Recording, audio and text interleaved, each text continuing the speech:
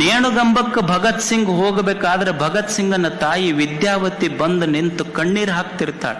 ಯಾವ ತಾಯಿಗೆ ದುಃಖ ಆಗೋದಿಲ್ಲ ಹೇಳಿ, ತನ್ನ ಮಗ ನೇಣುಗಂಬಕ್ಕೆ ಹೋಗ್ತಾ ಇರುವಾಗ.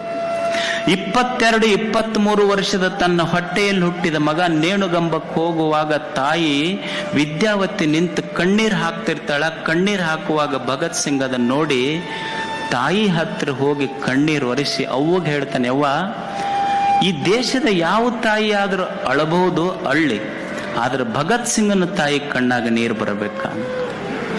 ಅವಾಗ ತಾಯಿ ವಿದ್ಯಾವತಿ ಹೇಳ್ತಾಳ, ಮಗ, ಭಗತ್ ಸಿಂಗ ನನಗೆ ಎದಕ್ಕೆ ಕಣ್ಣಾಗ ನೀರು ಬಂದೈತಿ ಅಂದ್ರೆ ನೀ ನೇಣುಗಂಬಕ್ಕೆ ಏರಾಕತ್ತಿ ಅಂತ ಹೊಂಟಿಯಲ್ಲ, ಅದಕ್ಕೆ ನನಗೆ ದುಃಖ ಆಗಿಲ್ಲ ಮಗ.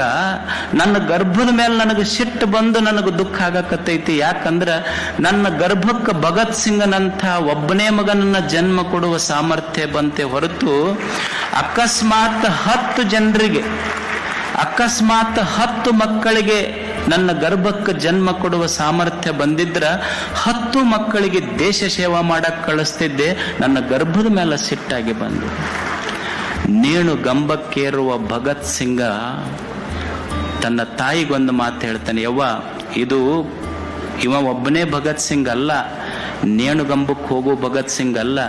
ಭಾರತದ ಯಾವ ಯಾವ ಮನೆಗಳಲ್ಲಿ ವಿದ್ಯಾವತಿ ಅಂತ ತಾಯಿ ಇರ್ತಾಳಲ್ಲ, ಅಂಥ ಎಲ್ಲ ಮನೆಗಳಲ್ಲಿ ಭಗತ್ ಸಿಂಗ್ರೇ ಹುಟ್ಟುತ್ತಾರ ಅನ್ನೋದು ನೇಣುಗಂಬಕ್ಕೇರುವಂಥ ಭಗತ್ ಸಿಂಗನ ಮಾತು.